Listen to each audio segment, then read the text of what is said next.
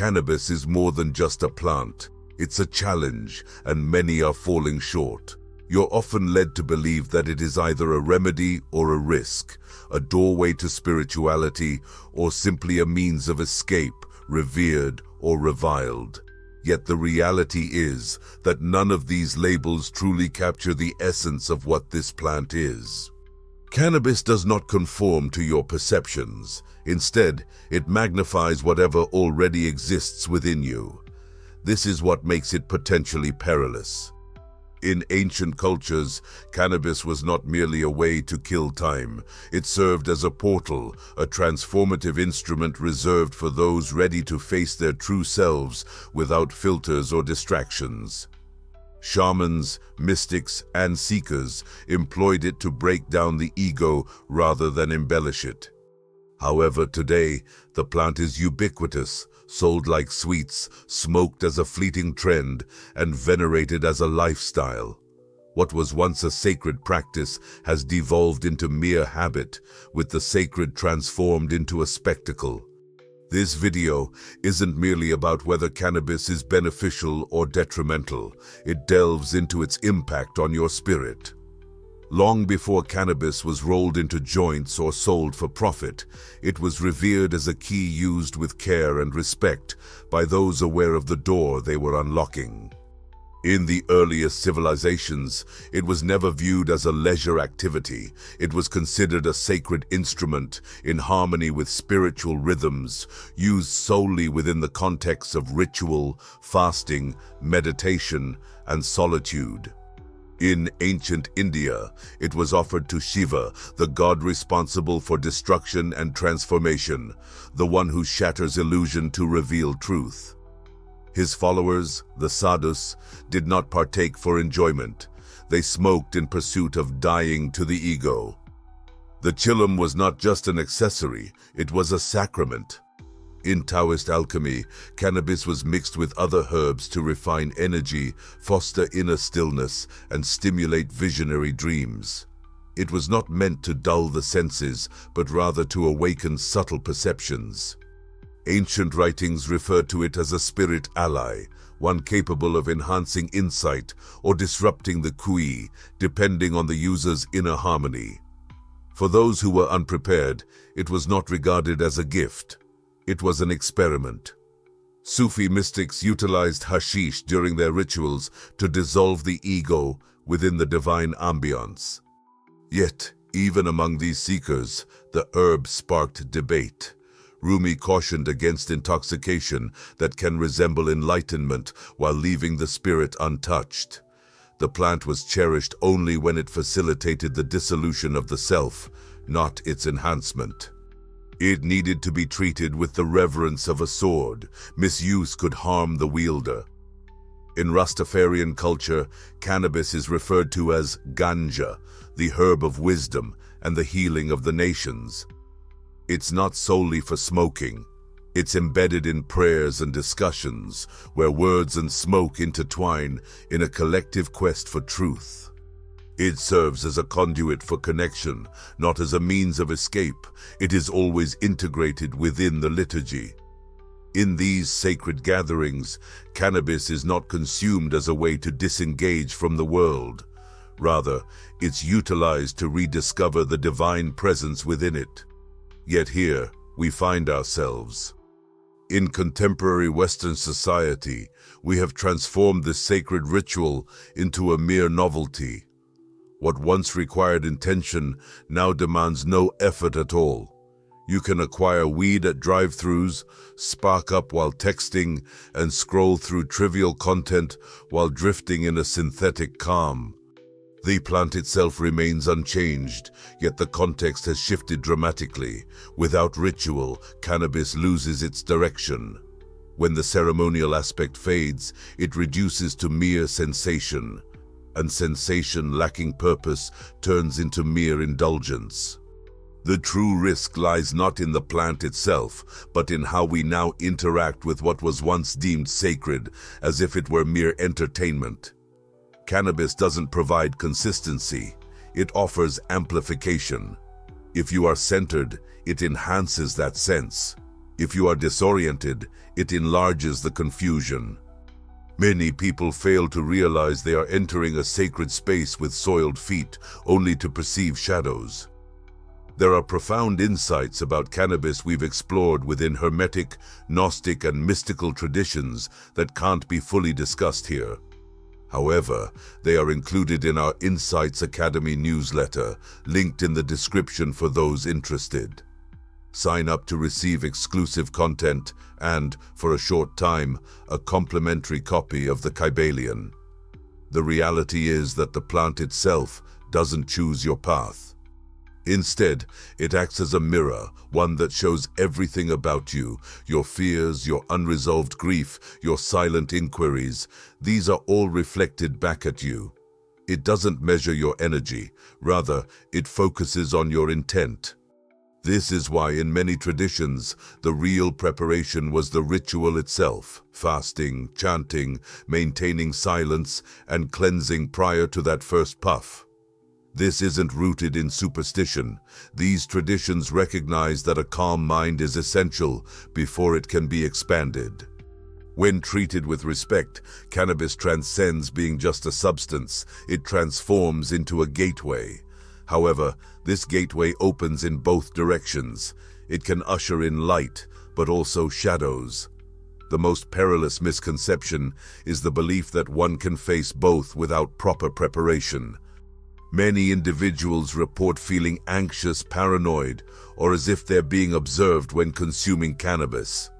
Often, people attribute this to a poor strain, incorrect dosage, or a chemical reaction. Yet, what if it's not the cannabis at all? What if the plant is fulfilling its intended purpose? What if it's peeling back distractions, cutting through illusions, and revealing what truly lurks beneath the surface? K.L. Jung referred to this as the shadow, the hidden elements of your psyche that you've either denied, neglected, or feared to confront. These are not malevolent, they are simply uncomfortable. They represent grief you've left unaddressed, anger you've suppressed, truths you've avoided. The plant doesn't conjure these feelings, it uncovers them. Similar to an amplifier, it doesn't generate the music, it enhances what is already there. For many, what's resonating is unresolved anguish. This is the aspect of cannabis that tends to be overlooked because it lacks the appeal of relaxation, good vibes, or serenity. Yet, if you consult any dedicated spiritual practitioner, they will affirm that the journey to enlightenment invariably begins in the depths. It does not commence with visions, but rather with discomfort. It is rooted not in light, but in confrontation. When used mindfully, cannabis can serve as a remarkably powerful instrument for this journey, but only if you are truly prepared. Only if you are ready to confront your own reflection without the facade. In mystical psychology, this moment of revelation is revered. It isn't a setback, it's an opportunity. The unease that emerges after a hit, the intensifying self-awareness, that increasing sense of paranoia, it's not a glitch, it's a response. Your system is reacting to the transition. What you're experiencing isn't a loss of control, it's your defenses crumbling. Your inner guardians are in a frenzy because the ego's stronghold is under attack. Yet contemporary society isn't designed to assist you during these times. There's no one to guide you. A shaman, an elder, or a supportive circle is absent. You find yourself isolated, lying in your space, eyes on the ceiling, heart racing, questioning why you feel like you're disintegrating. The harsh truth is, you are. That's the role of the plant. It dismantles the artificial. It incinerates the facade. If you're not prepared for this journey, it can feel overwhelmingly unsettling. This isn't a flaw of the plant. It's the reality of the encounter. Esoteric traditions understood this well. In the realm of psychic self-defense, Dion Fortune described altered states making the etheric body vulnerable, not only to profound insights, but also to external energetic influences. If your inner landscape is tumultuous, cannabis won't resolve it. It amplifies it, bringing everything to the forefront. For healing to occur, this surfacing is essential, but if you flee from it or seek distraction, the cycle will repeat, high after high, until everything sacred vanishes, leaving only chaos. This is why, despite its natural origin, cannabis isn't inherently safe. It doesn't differentiate between the prepared and the unprepared. It doesn't determine who should perceive and who should remain oblivious. It merely lifts the veil. What happens next is your responsibility. Herein lies the greatest misconception, believing that the plant is meant to enhance your well-being. That is the fallacy. The essence is that it's intended to awaken your perception. The pain, the joy, the chaos, it's all data. It's your spirit reaching out saying, "Pay attention to this." Yet, due to our conditioning to fear discomfort, we label those experiences as bad trips and walk away empty-handed. No introspection, no lessons learned, just another tale about how cannabis made us uneasy. The truth is, cannabis doesn't induce anxiety. Rather, it unveils the anxiety that was already within you. It didn't create the discomfort, it uncovered it. This is what makes it one of the most genuinely transparent substances you'll ever encounter. However, honesty doesn't always come gently. The truth can be challenging to digest. The plant acts as a mirror, reflecting what we may not want to see, but perhaps that's exactly the insight you need at that moment. One of the biggest spiritual pitfalls is confusing sensation for genuine truth. Cannabis, more than many other plants, can lead us into that deception. You indulge, feel open, your thoughts deepen, music resonates on another level, and coincidences seem like hidden messages from the cosmos. Your journal fills with revelations you wouldn't have penned while sober. It all feels significant and perhaps even mystical. But the real query is, does any of it bring about authentic transformation? The experience itself can be alluring. It simulates transcendence. It mimics serenity. Yet imitation does not equate to integration. Simply feeling expansive does not equate to achieving wholeness. Cannabis can create an illusion of spiritual clarity without a solid foundation to sustain it. And therein lies the danger, not due to bodily harm, but because it deceives the soul into believing it has reached a destination. You might start to think you've progressed just because you experienced something deep. However, the true measure of depth isn't how intense the experience is, but what you take away from it and how you live once the effects wear off. Many regular users report sudden realizations, insights about their trauma, a sense of unity with all existence, and an overwhelming sense of presence. And these feelings are indeed genuine. The real risk arises when these insights linger aimlessly in the air, lacking grounding or application.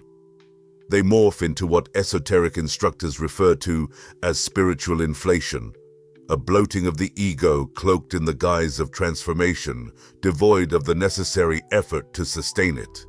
This phenomenon is known in Hermetic and occult traditions as false light. These are experiences that appear to be enlightened but are merely intellectual exercises. Within Kabbalistic mysticism, this relates to the sphere of Hod, representing the luster of intellect detached from authentic truth. It shines like gold, yet crumbles to dust. You might believe you've glimpsed the light when, in reality, you've only gazed into a reflective surface. It's no coincidence that many long-term cannabis users start to blur the line between insight and self-identity. They begin to embody the experience rather than truly integrate it. They might adopt a spiritual demeanor, act as if they are awakened, and quote philosophers and mystics, yet their lives remain unchanged. Their habits show no signs of alteration. Their connections do not deepen. Their pain simply manifests in more poetic forms. The plant has become a tool in a facade of progress. Osho once remarked, "Substances open doors that only silence should open." His intention was not to deny their potency, but to warn of their transient nature. A door forced open won't stay ajar, and the visions it reveals can warp reality if the mind isn't prepared to grasp them. The high can turn into a pedestal from which you may look down upon those who haven't shared your experience, while in truth, nothing has been seen clearly. It's merely been intensely felt. The issue isn't the insight itself, but how you choose to act on it. Cannabis can indeed provide perspective, yet unless that perspective translates into action, it's just mere stimulation. If it doesn't alter your approach to conflict, your confrontation with your shadow, your service to others, or your navigation through suffering, then it has become a spiritual distraction disguised as awakening. That, not the plant or the smoke, is the real peril, the narrative you construct about its significance. The high is not the reality, it's an entryway. Yet if you linger in the entryway forever believing you've reached your destination, you never truly enter the room. You become addicted not to the substance itself, but to the mirage of progress. This illusion is even more challenging to break free from than any chemical addiction. That is precisely why traditions with spiritual significance never revered the high. They utilized it to highlight something more profound. They rarely celebrated the vision, but rather questioned what it required of them. Genuine awakening isn't solely dependent on the plant, it's what transpires afterward. It lies in the quiet that follows, in the decisions that arise, and in the humility to acknowledge that witnessing something once doesn't equate to understanding it fully. Cannabis provides access, but not an endpoint. Yet what the world truly needs isn't more access, it needs more grounding. More individuals who not only visit the sacred but also embody it, who don't just grasp the truth but live it out. Cannabis influences not only the mind, but also resonates with the subtle body, the unseen framework of your being that holds your thoughts, emotions, memories, and energetic imprints. While you can't observe it, you can certainly sense it, and when the plant engages with that field, it seeks no permission, it amplifies whatever exists within. That's why, for some, it unlocks intuition, sensitivity, and an enhanced presence. For others, it may evoke chaos. This chaos isn't random, it emerges from energy that hasn't been cleared. Imagine the subtle body as a musical instrument. When it's harmonized, cannabis can act like a bow gliding over a string, eliciting resonance, harmony, and even silence.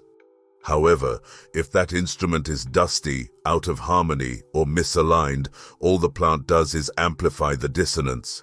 In that din, many individuals mistakenly equate stimulation with wisdom. You may feel more, yet that doesn't inherently mean you're perceiving more. You're just experiencing more noise internally. When the inner space feels cluttered, clarity becomes unattainable. Traditions that recognize this concept speak of energetic hygiene. It's not simply a mystical idea, it's about spiritual cleanliness. In the same way that taking a shower promotes physical cleanliness, practices such as fasting, breathwork, chanting, cold exposure, prayer, and silence are not mere enhancements. They serve as purification rituals. They help to stabilize your energy field. They ensure that when you engage with a plant like cannabis, you're not entering a space cluttered with unresolved issues. Within Reiki and various energy healing traditions, cannabis is occasionally referred to as a field disruptor, not due to harmful effects, but because it heightens your sensitivity. While this heightened sensitivity can assist in tapping into subtle energies, it might also leave you vulnerable. Those who are not anchored often experience instability or chaos in their sessions after utilizing the plant. The sensations become more intense, but the ability to maintain control diminishes. This phenomenon is also evident in Kundalini practices, where cannabis is recognized for stimulating dormant energy prior to the body being prepared to manage it. At first, you may feel open, energizing, or euphoric, but that state can quickly shift to feelings of crashing, spiraling, or being unable to integrate the experience meaningfully. Amazonian shamans teach that each plant opens pathways but also presents tests, and cannabis is no exception. They perceive each plant as possessing consciousness, spirit, and frequency, and when that spirit enters you, communication occurs not through language, but through emotions, memories, and energetic sensations. If you are not mentally, emotionally, and spiritually clear, this communication can become jumbled. The plant's essence gets muddled with your own residue. Instead of gaining clarity, you may experience confusion cloaked as insights. This is why many individuals feel drained, unfocused, or emotionally exposed after intense cannabis use. Not because the plant is innately depleting, but because they approached it unprepared. With no purification, containment, or respect, it's akin to connecting a sensitive instrument to a distorted amplifier with frayed wires. The result is not music, but cacophony. Prolonged exposure to this can diminish your sensitivity even further. Cannabis interacts with the energy body similarly to how fire interacts with a dry forest. It spreads, consumes, and illuminates. But that can only happen if the environment is clear. In contrast, if the surroundings aren't prepared, it merely causes destruction. Without grounding, clarity, and well-defined boundaries, what was intended to uplift may begin to disintegrate. You may lose your focus and willpower, leading to a state of existence that seems tranquil, yet beneath the surface, there's a stagnant dullness. This is where the subtle risk lies. You might start to perceive that haze as serenity. You could connect the numbing of sensations with healing. However, true healing is not about numbness. It's about clarity and the reclaiming of your power, not its denial. When cannabis is utilized without energetic awareness, it may only obscure imbalances temporarily rather than address them. Therefore, the question arises, is your system clear enough for genuine clarity? Have you ready your inner space before inviting the plant in? Remember, cannabis doesn't purify your environment, it merely illuminates it. What becomes visible is entirely contingent upon what existed beforehand. At one point, cannabis was only consumed when the soul was adequately prepared. Now, it's frequently indulged in as a weekend activity. This transition didn't occur instantaneously. It was gradual and veiled as freedom. What was once sacred turned into mere symbolism, and that which was once intentional transformed into impulsive behavior. We shifted from a mindset of spiritual smoking to a focus on consuming content related to it. In this evolution, the plant didn't lose its potency, we simply lost our capacity to handle it responsibly. In the Rastafarian tradition, cannabis wasn't a solitary escape from stress, but rather a part of sacred reasoning gatherings, collective rituals for philosophical and spiritual contemplation. The rising smoke was intertwined with chants, prayers, and the rhythm of drums. It was about communal elevation, not individual evasion. It wasn't primarily about pleasure. It was about achieving harmony with Jah, God, the source, the oneness. And if your heart wasn't pure, the herb would reveal that to you. It wasn't mere entertainment. It was an initiation. In the context of the African diaspora, particularly within Afro-Brazilian faiths like Candomblé and Umbanda, the significance of cannabis wasn't always prevalent. Nonetheless, the underlying philosophy regarding its use held that each plant embodies an axe, a spiritual frequency, a distinct purpose, a unique vibration. To misuse a plant was to misuse its energy, inviting imbalance. The nature of the ritual influenced the outcome, while the ceremony served as the container. Nothing sacred was taken without merit, and there was no casual use, only communion. This, however, contrasts starkly with what modern society desires. Ritual necessitates time, discipline, and humility, while convenience is the lifeblood of capitalism. Consequently, the plant has been extracted from its cultural context, sanitized for mass appeal, and reimagined as a lifestyle choice. It's now found in chic packaging, promoted by influencers, and marketed with the same allure as a wellness smoothie, promising to enhance your well-being. There's no dialogue about shadow work, no reflection in mirrors, just mood boards, pastel designs, and a superficial gesture toward mindfulness. The sacred has been commercialized, the ceremony erased, and cannabis has transitioned into a mere product rather than a gateway. Nowadays, individuals indulge while binge-watching shows that inundate them with programming. They scroll through their feeds while smoking, engaged with hollow content engineered to seize their dopamine. There's no circle, no chant, no silence, only stimulation upon stimulation. Within this complex noise, the plant morphs into fog instead of fire, resulting in numbness rather than clarity. Even the festivals that profess spiritual significance, with their burning incense, ecstatic music, and chakra stickers, often reduce the plant to mere background ambience. The ritual becomes a performance, the ceremony turns into a costume, and the genuine essence of the plant, the transformative, disruptive, awakening force, gets overshadowed by layers of aesthetic appeal. Yet, cannabis isn't concerned with aesthetics. Its spirit is ancient, untamed, and fiercely authentic. It has no interest in your branding, it cares solely about your intention, and without a framework, its energy spills over. It seeps into your distractions, your anxieties, and your unresolved wounds. Lacking guidance, it merely magnifies your present state. That explains why some individuals feel inspired, while others remain stagnant. It's the same plant, yet in different contexts. When we eliminated the ritual, we also removed the structure that rendered the experience sacred. Without this, what remains is entertainment disguised as healing, a superficial imitation of depth, an empty echo of what was once revered.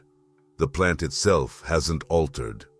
However, our manner of utilizing it has shifted, and until we reclaim the structure, we will continue to question why the experience feels superficial, inconsistent, or even disorganized. It's not that cannabis has lost its potency. We have simply ceased preparing ourselves to receive its gifts. The ritual was never about performing for the divine. It was a means to prepare you, to cleanse your thoughts, your energy, and your heart. Thus, when the plant opened the gateway, you entered it with poise, not confusion. We haven't lost the sacred, we have merely stopped recognizing it. The most perilous myth is that intention alone suffices, that if your intentions are good, the plant will guide you. Yet cannabis, like all genuine spiritual allies, does not operate on mere sentiment. It responds to energy, to readiness, and to the clarity of your inner world, not your hopeful aspirations. Too many seekers approach it with curiosity, but lack direction. They ignite the plant to feel better, to think more profoundly, to evade boredom, or to dull the edges of stress. Yet they forget that the plant does not generate peace. It uncovers where the peace was already present. When used with wisdom, cannabis can serve as a powerful ally. It can assist you in detaching from the cacophony of ego, clarifying your patterns, and easing the grasp of your inner narratives. However, the crux lies not in the plant itself, but in who you are during your encounter with it. Without structure, the experience becomes elusive. Without contemplation, the insights dissipate. And without grounding, openness transforms into fragmentation. So, how can you engage with the plant without allowing it to control you? First and foremost, recognize that cannabis should not be your first reaction. When feelings of anxiety arise, refrain from smoking. Instead, sit with the emotion, pose questions to it. If you're feeling restless, avoid the urge to flee. Instead, move your body, focus on deep breathing, journal your thoughts. Only when your body feels settled and your mind is clear can cannabis serve as a means of enhancement rather than chaos. Before partaking, reflect on what you're seeking. Are you after clarity or comfort, truth or fleeting relief? Am I turning to the plant out of misalignment or avoidance? There lies a significant distinction between using cannabis to delve into consciousness and using it to silence what that consciousness aims to communicate. One approach is sacred, while the other merely perpetuates a cycle.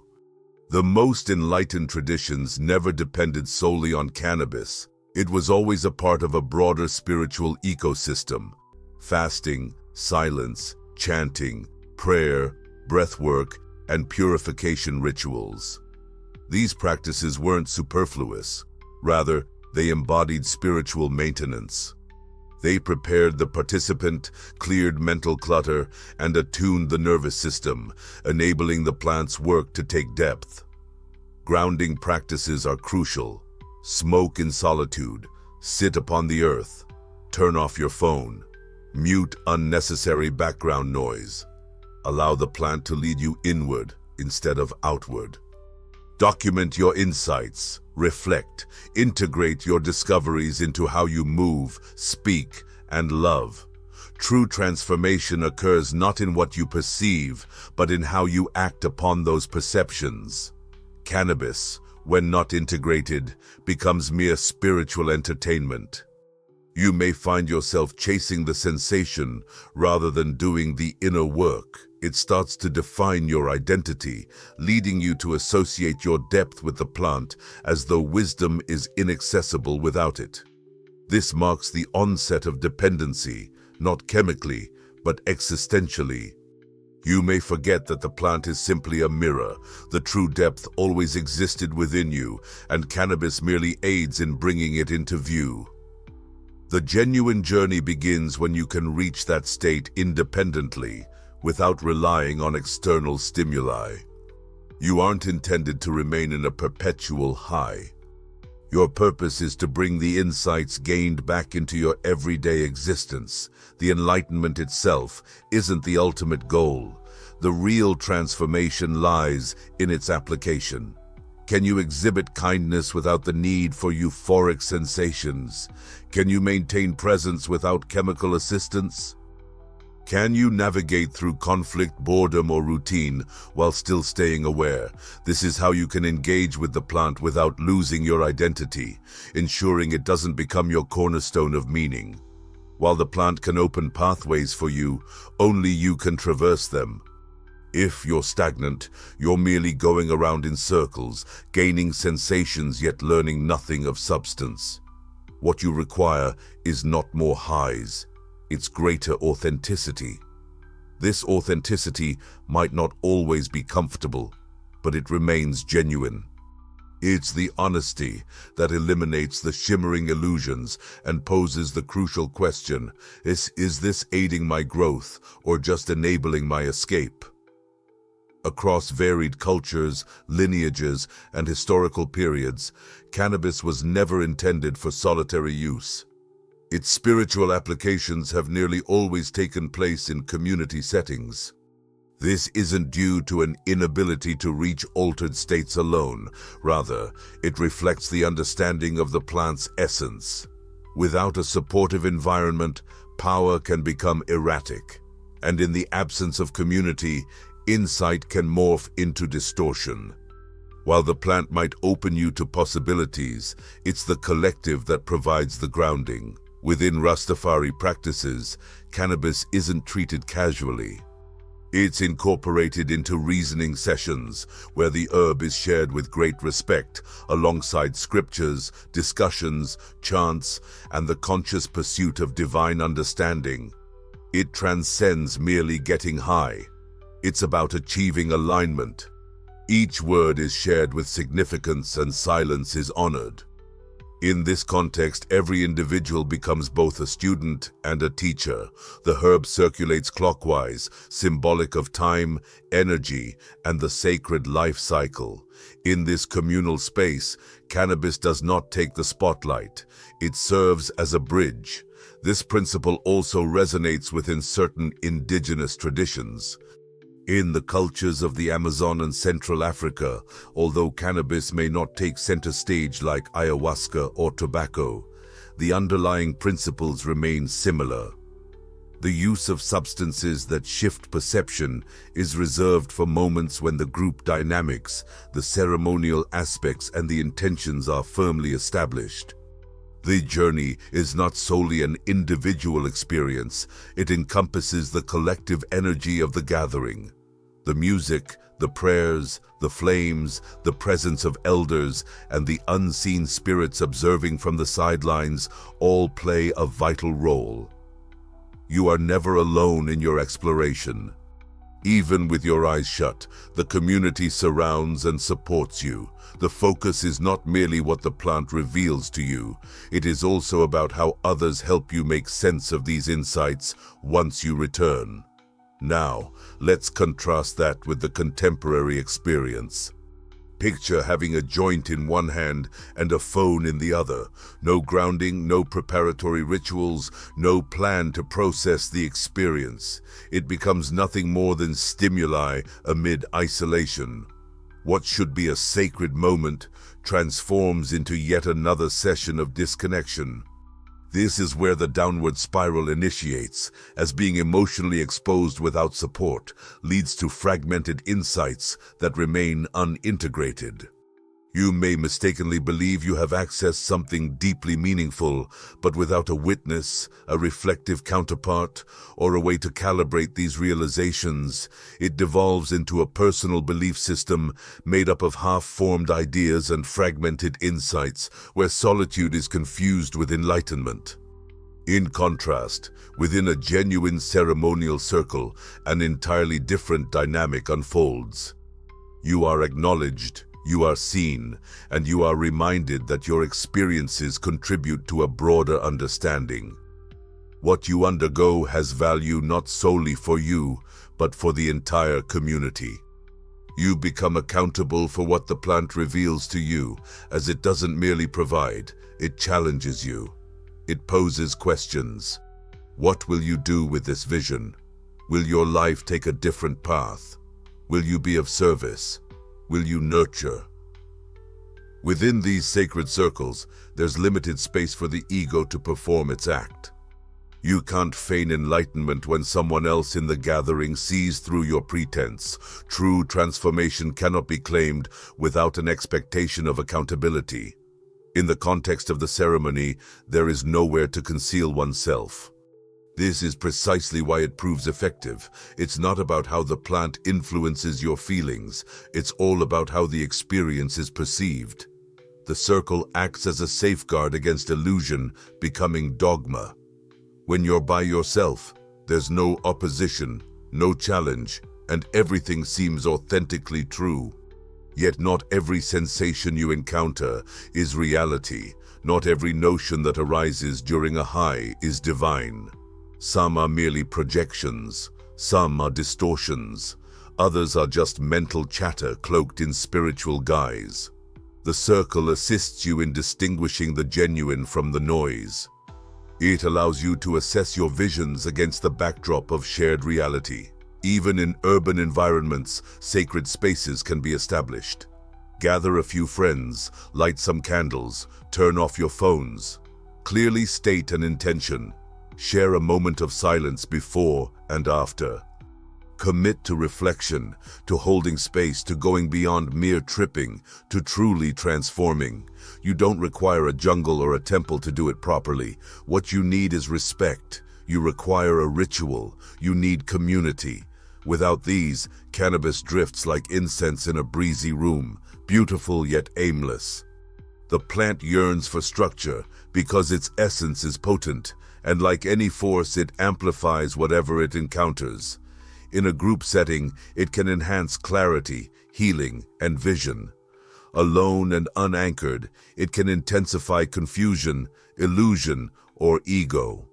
So perhaps the question shifts. It's no longer merely about why you're smoking, but rather who you're smoking with. The existence or lack of a sacred space frequently dictates whether the plant acts as your mentor or distraction. There comes a stage in every explorer's voyage where the excitement of the experience begins to fade. The novelty dissipates, the visions become repetitive, the insights echo thoughts you've previously encountered. That's when the deeper journey commences, not through heightened intensity, but through greater honesty. The true challenge lies not in what you witness while high, but in your actions when sober. Discernment transforms into the new high.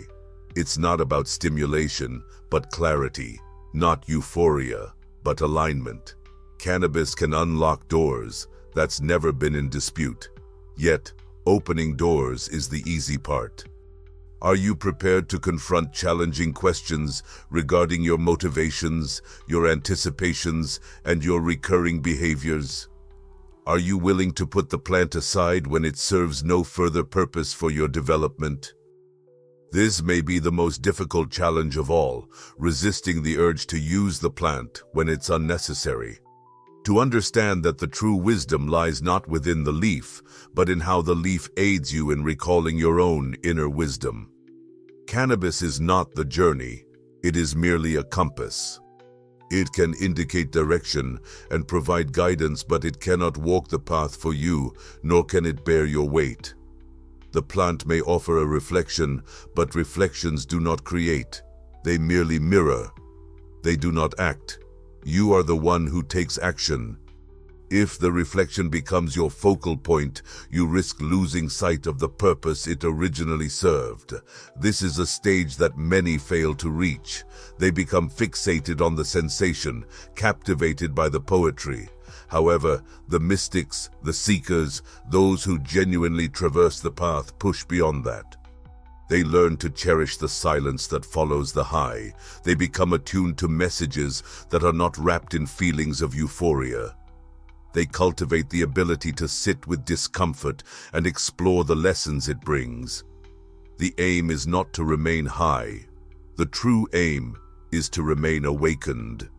Not solely during the moments when the plant reveals clarity, but also each morning when you decide to live in alignment, grounded, and genuine.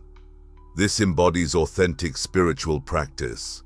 This is the route that transcends illusion. Eventually, every tool must be set down, every shortcut relinquished, and each high scrutinized for its true nature, a spark, a signal, a beginning, rather than a destination. Cannabis is not the solution, it never has been. At its finest, it serves as a guide. At its worst, it transforms into yet another distraction, masked as depth.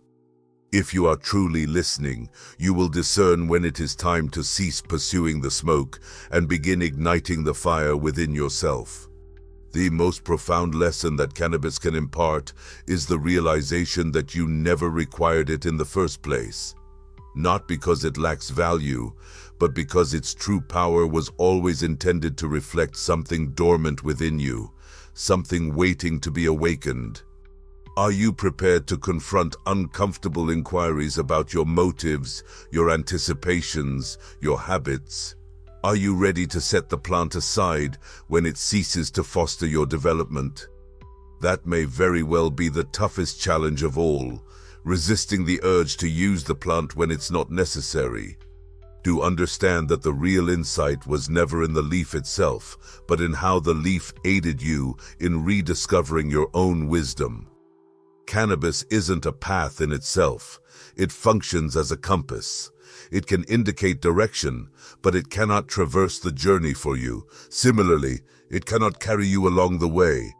The plant might serve as a mirror, but mirrors don't create. They merely reflect. They remain still, while you are the one who moves. If the reflection becomes your sole focus, you risk forgetting the original purpose of its existence.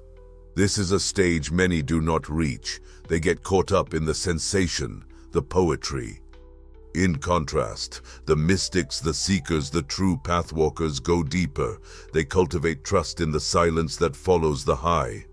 They attune their ears for messages that are not wrapped in euphoria. They practice sitting with discomfort and exploring what it has to impart. The objective is not to remain high, but to stay awake, not solely when the plant unveils your vision, but in the mornings when you make a conscious choice to live authentically, grounded and real. That is the essence of genuine spiritual practice, the journey beyond illusion. Eventually, every tool must be set down. Every shortcut abandoned, every high evaluated for what it genuinely represents, a spark, a signal, a beginning, not the final destination. Cannabis does not offer answers, it never has. At its finest, it serves as a teacher. At its worst, it can turn into another distraction disguised as depth. If you are truly listening, you'll sense when it's time to stop chasing the smoke and start igniting the fire within yourself. The most significant lesson cannabis can impart is that you never truly required it, not because it lacks value, but because its strength has always been intended to mirror something dormant within you, something waiting to be acknowledged. The clarity you experienced was inherently yours. The tranquility, the understanding, the connection, none of those originated from the plant. The plant merely uncovered feelings you had forgotten how to embrace. However, recalling is distinct from transforming.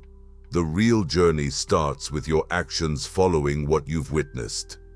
This is the reason ancient traditions never idolized the plant. They held it in high regard and viewed it as a portal rather than a support. Once the ceremony concluded, the process of integration commenced. You took your insights and transformed them into action, presence, and humility. You approached conflict from a new perspective. You loved with fewer strings attached. You served from a deeper well of understanding. This is the essence of it all.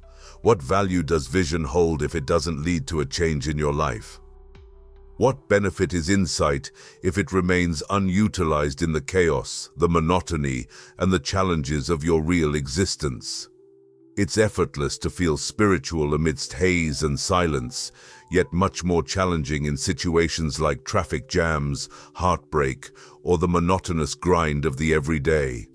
True spiritual development unfolds in those moments, not on the mountaintop, but within the valley, not during altered experiences, but in daily decisions to stay awake when retreating to sleep seems easier. Integration lacks glamour. It's not psychedelic or stylish, rather it's about discipline and commitment. It involves knowing when to close the door to ceremony and open the door to life, stepping through it with grace. This is the demand of the plant, not adoration or reverence, but true embodiment. You weren't meant to rely on the teacher indefinitely. You were meant to graduate. Your purpose isn't to revolve around meaning, but to manifest it, to take the fragments of truth you've glimpsed and incorporate them into your speech, your listening, and your presence when no one is observing. This is how the plant evolves into a legacy. It transforms from a mere substance into a spirit that has influenced you, not a high pursued, but a reflection you faced repeatedly until it revealed something genuine. And here's the truth. The sacred isn't contingent upon cannabis. It already resides within you. The real question is, will you live with that awareness? Are you ready to stop searching for validation externally and begin emanating it from your inner self? This dialogue doesn't conclude here. If you've made it this far, you're already in pursuit of something beyond mere sensation. This is precisely the foundation of Insights Academy. Sign up for the free newsletter via the link in the description to receive a digital copy of the Kabbalah, not as a gift, but as a resource. Some teachings cannot be confined to a video. They demand study, engagement, and embodiment. Ultimately, it is not about the plant, it's about you. Not about what you consume, but who you become. Not about the highs, but how you navigate the lows. The plant offered you a glimpse of what is possible. Now, it's up to you to decide whether to pursue the light or to embody it. If this video resonated with you, please share your thoughts by commenting, "I understood it."